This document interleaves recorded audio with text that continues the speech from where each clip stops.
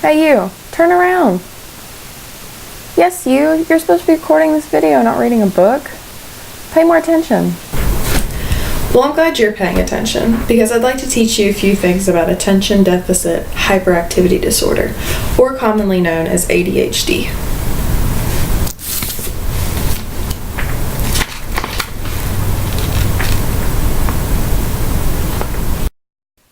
Alright, let's start off with the symptoms of attention deficit hyperactivity disorder.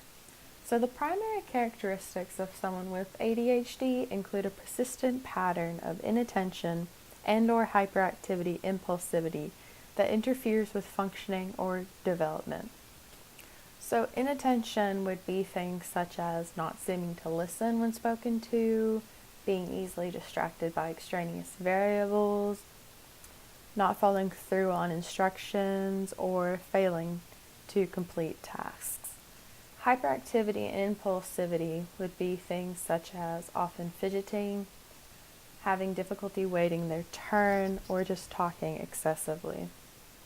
The DSM-5 diagnostic criteria for ADHD states, for both inattention and hyperactivity impulsivity, that 6 or more of the following symptoms have persisted for at least 6 months to a degree that is inconsistent with the individual's developmental level and that negatively impacts directly on social, academic, and occupational activities.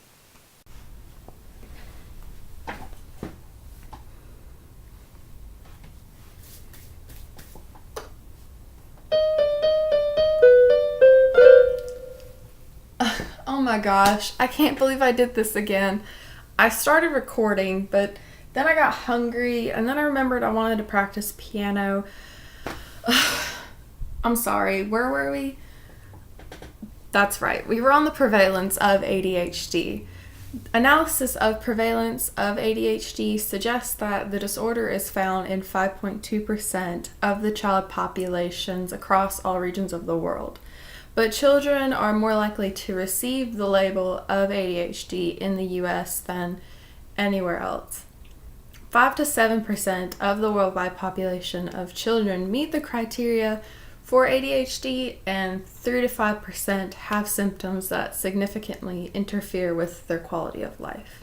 Boys are 2 to 3 times more likely to be diagnosed with ADHD than girls. Why?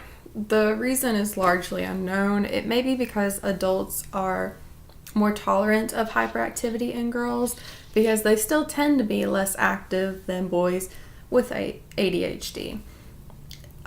Also, girls with ADHD tend to display more behaviors referred to as internalizing. So this higher prevalence of boys having ADHD has led to the question of whether the DSM-5 diagnostic criteria are relatable to girls. Now, children with ADHD are first identified as different around age 3 or 4, and despite the perception that children grow out of ADHD, it is estimated that about a half of the children carry the symptoms of inattention and hyperactivity impulsivity throughout adulthood. Ooh.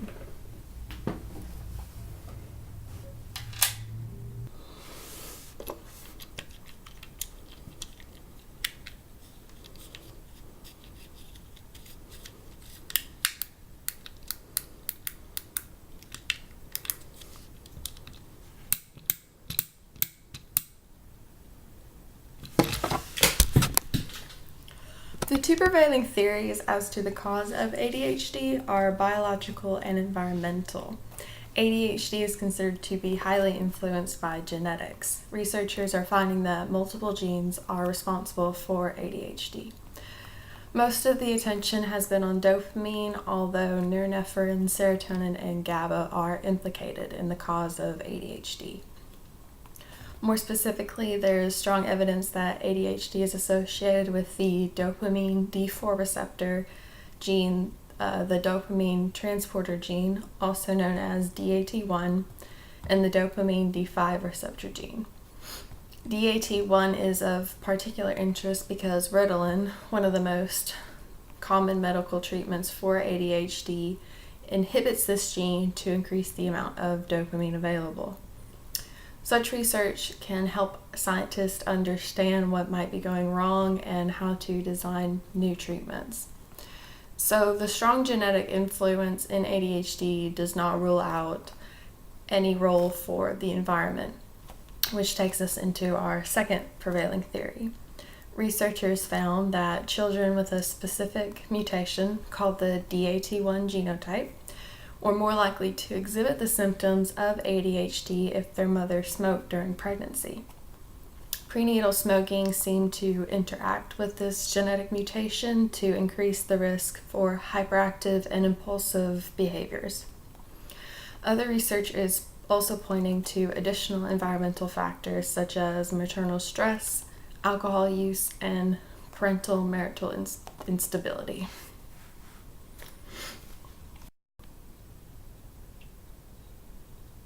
So how do we treat ADHD? Well, two prevailing treatments for ADHD are psychosocial and biological interventions. Psychosocial treatment primarily focuses on improving academic performance, decreasing disruptive behaviors, and improving social skills.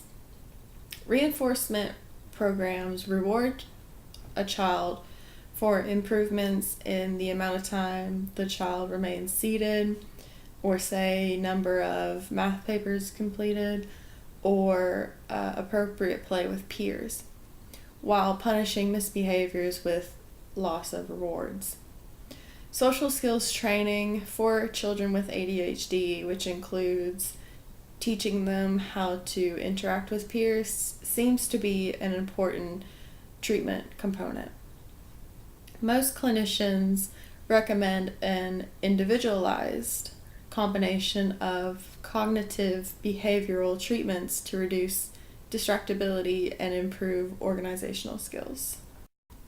Biological treatment's goal is to reduce impulsivity and hyperactivity and to improve their attention skills.